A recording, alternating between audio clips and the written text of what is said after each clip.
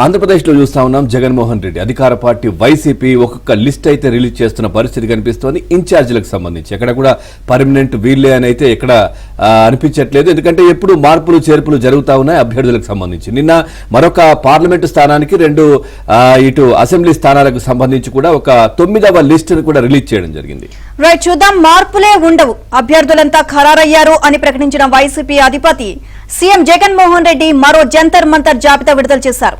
నిన్న ఓ MP 2 assembly స్థానాలకు ఇన్ఛార్జీలను ఖరారు చేశారు.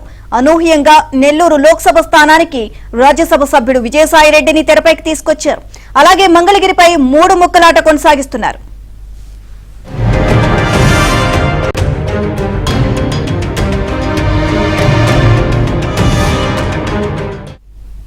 ఎమ్మెల్యే ఆళ్ల రామకృష్ణారెడ్డిని కాదని చేనేత వర్గానికి చెందిన గంజి చిరంజీవిని ఇన్ఛార్జిగా నియమించిన జగన్ నిన్న ఆయన్ను కూడా పక్కన పెట్టేశారు.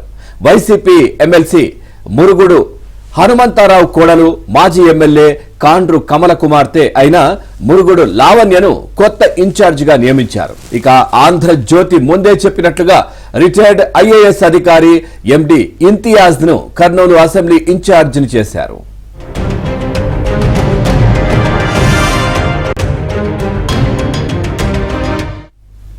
వాస్తవానికి అధికార పక్షం తరపున పోటీ చేసేందుకు అభ్యర్థులు కనుచూపు మేరలో కనిపించడం లేదు. ఎన్నికల్లో ఫలితం ఎలా ఉంటుందో గ్రహించిన వైసీపీ నేతలు బరిలోకి దిగేందుకు సాహసించడం లేదు. దీంతో సరైన అభ్యర్థులు దొరక్క జగన్ విలవెల్లాడిపోతున్నారు. ముఖ్యంగా పార్టీకి ఇంతకాలం అండదండలు అందించిన వేమిరెడ్డి ప్రభాకర్ రెడ్డి వైసీపీ తరపున లోక్సభకు పోటీ చేసేందుకు నిరాకరించారు. తాను సూచించిన అభ్యర్థులను అసెంబ్లీ ఇన్ఛార్జీలుగా ప్రకటించకపోవడమే గాక తనతో మాట మాత్రమైనా చెప్పకుండా కొందరు ఇన్ఛార్జీలను నియమించడాన్ని ఆయన జీర్ణించుకోలేకపోయారు. ఏకంగా టీడీపీలో చేరుతున్నారు.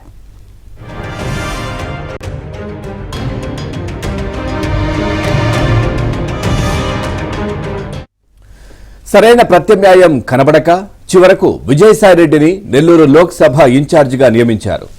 సాయిరెడ్డి ఉత్తరాంధ్ర, ఉమ్మడి నెల్లూరు, ప్రకాశం జిల్లాలకు సమన్వయకర్తగా పనిచేశారు. ప్రస్తుతం గుంటూరు, పల్నాడు జిల్లాల సమన్వయకర్తగా వ్యవహరిస్తున్నారు. ఇప్పటి వరకు ఎన్నికల్లో ఆయన పోటీ చేయలేదు.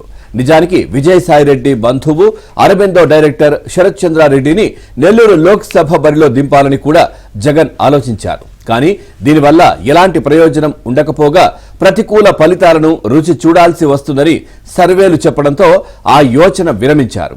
ఇంకోవైపు ఎన్నికల షెడ్యూల్ ముంచుకొస్తుండటంతో చివరకు ఆ జిల్లాకే చెందిన సాయిరెడ్డిని ఇన్ఛార్జిగా ప్రకటించారు.